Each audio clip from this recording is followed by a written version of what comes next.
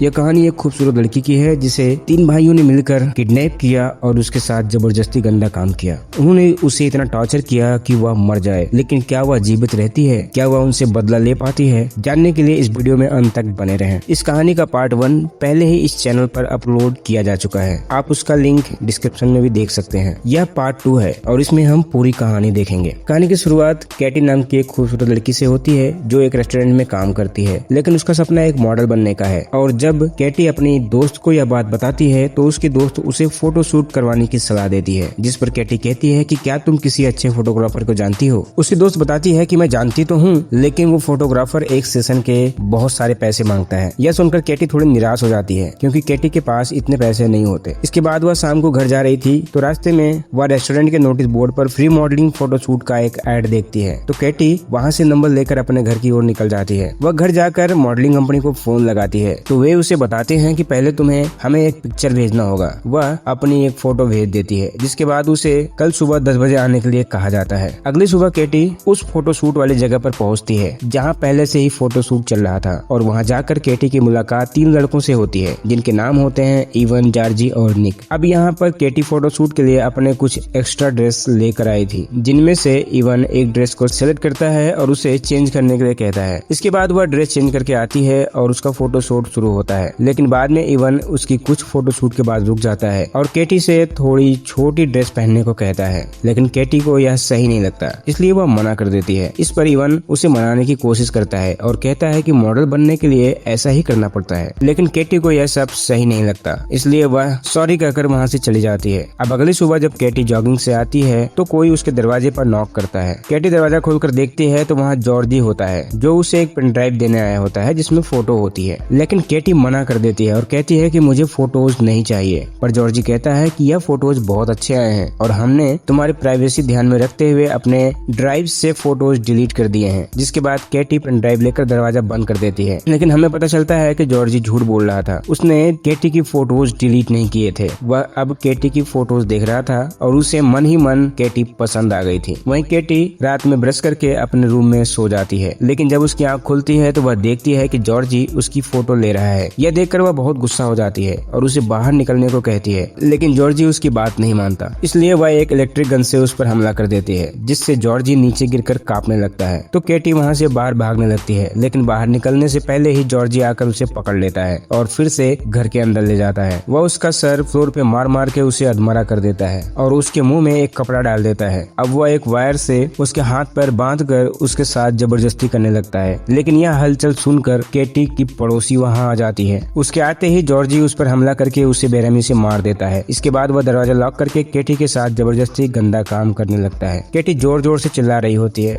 लेकिन वह उसकी एक भी नहीं सुनता। यह सब होने के बाद जॉर्जी को एहसास होने लगता है कि उससे जल्दीबाजी में कितनी बड़ी गलती हो गई, इसलिए वह कॉल करके अपने दोनों भाई इवन और निक को बुलाता है। और जब वे वहाँ आते हैं तो इवन सबसे पहले जॉर्जी पर गुस्सा होता है कि तूने ये सब क्या कर दिया, लेकिन फिर इवन प्लास्टिक के बैग लेकर दोनों को हाथ में पहनने के लिए कहता है और घर के सभी सामान पहले जैसा सेट करके सभी जगह से जॉर्जी के फिंगरप्रिंट्स भी मिटा देता है। इसके बाद जॉर्जी जिस चाकू से कैटी के पड़ोसी को मारा था वह चाकू कैटी के हाथ में देकर फिर से उस चाकू को उसके पड़ोसी की डेड बॉडी के पास रख देता है, ताकि सबको यह लगे कि कैटी ने ही अपनी पड़ोसी को मारा है। इसके बाद वह कैटी को जबरदस्ती ड्रग्स खिलाकर बेहोश करके तीनों उसे गाड़ी में डालकर कहीं लेकर जाते हैं। जब कैटी की आंख खुलती है तो वह देखती है कि होश आने से पहले ही निक उसके साथ गलत काम कर रहा है और वह बहुत ही बुरी तरह से बदी हुई है। पर तभी जॉर्जी वहाँ आ जाता है और निक को कैटी से दूर कर देता है। कैटी को बहुत प्यास लगती है और वह पानी पानी चिल्लाने लगती है। तभी निक बेरहमों की तरह कैटी के ऊपर पेशाब कर देता है। जॉर्जी उसे रोकने लगता है, जिससे दोनों के बीच हाथापाई शुरू हो जाती है। तभी वहाँ इवन आकर दोनों को रोक लेता है, जिसके बाद तीनों भाई कैटी को वहीं छोड़कर चले जाते हैं। अब आगे जॉर्जी कैटी को पहनाने के लिए एक ड्रेस और जूते लेकर आता है और कैटी की हथकड़ी खोलकर वह ड्रेस उसे पहना देता है। जब वह जूते पहनाने वाला होता है तभी कैटी एक बाल्टी से उस पर अटैक कर देती है, जिसके बाद वह एक खिड़की से बाहर निकल जाती है और सड़क पर पहुंचकर आने जाने वाले लोगों से मदद मांगने लगती है, लेकिन कोई भी उसकी मदद नहीं करता। तभी वहाँ एक पुलिस वाला आ जाता है और उसके साथ एक डिटेक्टिव भी होता है। वह डिटेक्टिव कैटी को अपने कार में बैठाकर उससे पूछता है कि तुम कहाँ पर रहती हो। कैटी बताती है कि मैं न्यूयॉर्क में रहती हूँ। फिर डिटेक्टिव उसे बताता है कि यह जगह बल्गेरिया है, तुम अभी बल्गेरिया में हो। यह सुनकर वह घबरा जाती है। डिटेक्टिव कैटी को अपने ऑफिस ले जाता है और उससे पूछताछ करने लगता है, लेकिन कैटी कहती है कि मुझे अमेरिकन एम्बेसी जाना है। तभी वहाँ पर एना नाम की एक महिला आती है जो डिटेक्टिव से कहती है कि केटी से अकेले में कुछ बात करना चाहती है। डिटेक्टिव वहाँ से उठकर चला जाता है। उसके जाने के बाद एना उससे अपना नाम बताती है और कहती है कि मैं एक एनजीओ चलाती हूँ जो ऐसे ही जरूरतमंद लड़कियों की मदद करता है। जिसके बाद केटी को अपने हाथ पर बने हुए कुछ निशान दिखाती है और कहती है कि मैं भी यह सब झेल चुकी हूँ। इसके बाद केटी एना से कहती है कि क्या तुम मुझे एम्बेसी ले जा सकती हो। एना कहती है कि हाँ, तुम चिंता मत करो, मैं तुम्हें एम्बेसी लेकर जाऊंगी। फिर रास्ते में एना केटी से कहती है कि एम्बेसी जाने के बाद वो लोग तुम्हें तुरंत नहीं भेजेंगे, पहले पूछताछ करेंगे, रिपोर्ट लिखेंगे, इसमें बहुत समय लग सकता है, इसलिए पहले तुम मेरे घर चलो और एम्बेसी मेरे घर के पास में ही है। केटी एना पर भरोसा करके उसके साथ उसके घर चले जाती है और यही केटी की सबसे बड़ी गलती थी, क्योंकि एना इवान और जॉर्जी की सौतेली माँ होती है। एना केटी को घर के बेसमेंट में ले जाने लगती है, जिसे देखकर वह शॉक हो जाती है। वो देखती है यह वही जगह है जहाँ से वह बचकर भागी थी। तभी उसके सामने इवान आ जाता है और उसे पकड़कर फिर उसी जगह ले जाकर जंजीरों से बांध देता है। थोड़ी देर बाद वहाँ पर जॉर्जी और इवान का बेरहम बाप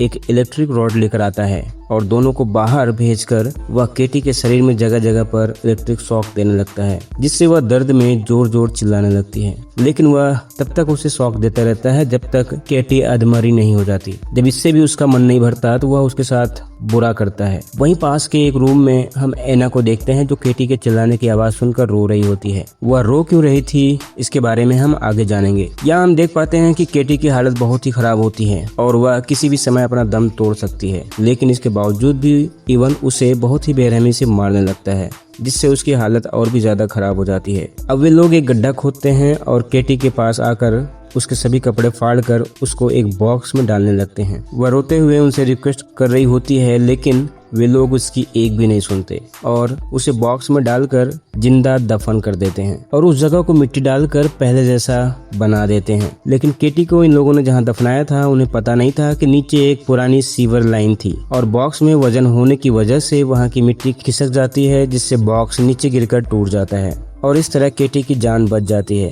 इसके बाद हम इवान और निक को देखते हैं, जहां पर निक इवान से रात में पार्टी करने के लिए कहता है, लेकिन इवान उसे मना कर देता है, जिससे निक पार्टी में अकेले जाने की सोचता है। वहीं हम केटी को देखते हैं, जहां पर केटी की हालत बहुत ही बुरी होती है। वह ठीक से चल भी नहीं पा रही थी। केटी को वहां पर एक कपड़ा मिलता है, जिससे वह अपना शरीर ढक लेती है। वहां से बाहर निकलने की कोशिश करने लगती है। तभी उसे आगे जाते हुए एक दरवाजा मिल जाता है जो सीधा चर्च में जाकर खुलता है। आगे हम चर्च के फादर को देखते हैं, जिन्हें अचानक से कुछ आवाज आती है। वो वहां जाकर देखते हैं तो केटी खाने पीने का सामान चुरा रही होती है, जिसके बाद फादर उसे चोरी करने के लिए मना करते हैं और उसे खाने पीने की कुछ चीजें देते हैं। इसके बाद केटी वहां से सामान लेकर चली जाती है और फादर समझ जाते हैं कि इस लड़की के साथ जरूर कुछ बुरा हुआ है। केटी चर्च से बाहर आती है, जहाँ फादर आकर उससे बातें करने लगते हैं और उसे कहते हैं कि मैं पुलिस को बुलाकर तुम्हारी मदद कर सकता हूँ, लेकिन केटी उन्हें मना करके वहाँ से चली जाती है। आगे हम देखते हैं कि केटी उन लोगों के घर में घुसकर वहाँ से कुछ पैसे चुराती है और उन लोगों का पीछा करके पता लगाती है कि कौन किस समय कहाँ कहाँ रहता है।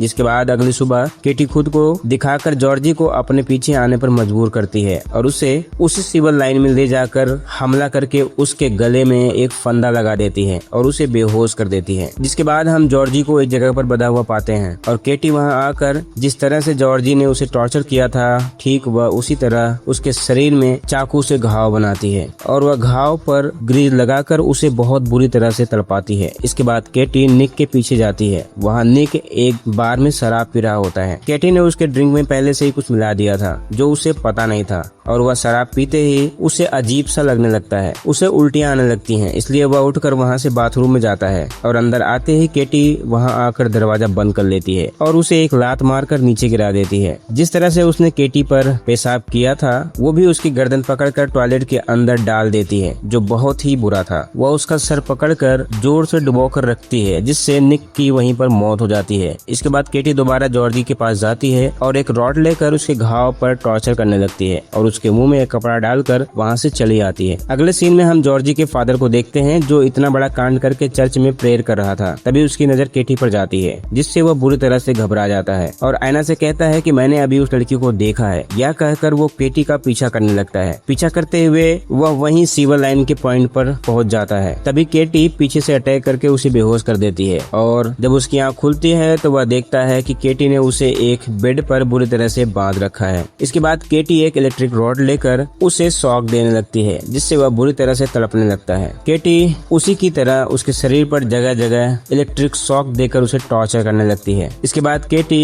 वहाँ पर रखी एक इलेक्ट्रिक शॉक मशीन से 2 वायर लेकर उसमें से एक वायर उस बेड पर लगाती है और दूसरा उसके मुंह में डाल देती है। जिसके बाद वह मशीन ऑन करती है तो उसे जोर जोर से इलेक्ट्रिक शॉक लगता है, उसके मुंह से धुआं निकलने लगता है और इस तरह उसकी मौत हो जाती है। इसके बाद हम एना को देखते हैं कि जब वह अपने घर पहुंचती है तो वहाँ पर सारा सामान बिखरा हुआ दिखाई देता है और तभी उसे नीचे बेसमेंट से म्यूजिक की आवाज आती है। जिसके बाद जब एना चेक करने जाती है तो पीछे से केटी आकर उसे धक्का मारकर नीचे सीवर लाइन में गिरा देती है और फिर उसे एक बॉक्स में डालकर उसका हाथ पैर बांध देती है। जब एना को होश आता है तो वह खुद को बंधा हुआ पाती है और अपने सामने जॉर्जी को जख्मी हालत में देखती है, जो देखकर एना जोर जोर से रोने लगती है। तभी केटी उस बॉक्स का कवर लेकर आती है और एना के सर पर बार बार वार करती है। वहीं जब इवान घर आता है तो देखता है कि घर का सारा सामान बिखरा हुआ है। जिसके बाद वह बेसमेंट में जाता है और उसी गड्ढे से सीवर लाइन में पहुंच जाता है और वहां पहुंचकर वह जॉर्जी को बहुत बुरी हालत में देखता है। तभी पीछे से केटी आकर उसके सर पर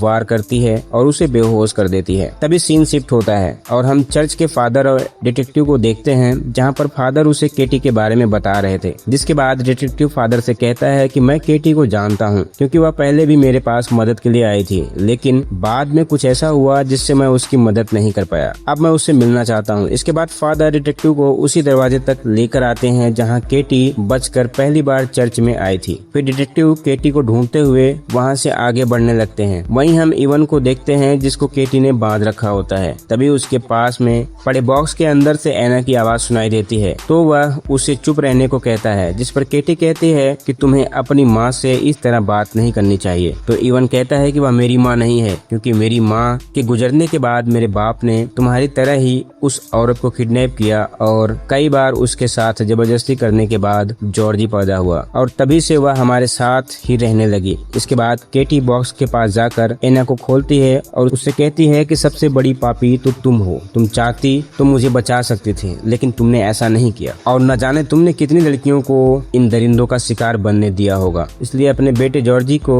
इस बदतर हालत में देखो। जॉर्जी दर्द से जूझता हुआ आखिरकार अपना दम तोड़ देता है। इसके बाद वह एना के बॉक्स को एकदम से लॉक कर देती है और इवन के पास आती है और उसके अंग को एक शिकंजे में फंसाकर उसे टाइट करने लगती है, जिससे इवन दर्द से चिल्लाने लगता है। लेकिन केटी उसकी एक भी नहीं सुनती और तब तक उस शिकंजे को टाइट करती रहती है जब तक कि उसका अंग बुरी तरह से फट नहीं जाता। तभी डिटेक्टिव वहां आ जाता है और केटी को यह सब करने से मना करता है, पर तभी अचानक इवन उड़ जाता है और पीछे से केटी का गला दबाने लगता है। यह देखकर डिटेक्टिव इवन के सर में गोली मार देता है और उसका काम तमाम हो जाता है। आखिरकार इवन के मरने के बाद केटी का इंतकाम पूरा हो जाता है। इसके बाद केटी वहां से जाने लगती है तो डिटेक्टिव उसे सॉरी कहता है क्योंकि शुरुआत में वह मदद नहीं कर पाया था। अब कहानी के आखिर में हम केटी को अमेरिकन एम्बेसी जाते हुए देखते हैं और इसी के साथ ही यह कहानी यहीं पर खत्म हो जाती है। तो दोस्तों, आशा है कि आपको यह कहानी अवश्य पसंद आई होगी। जल्दी हम इसका तीसरा पार्ट भी अपलोड करने वाले हैं। वीडियो को लाइक करना, चैनल को सब्सक्राइब करना ना भूलें। मिलते हैं अगली वीडियो में, तब तक के लिए धन्यवाद।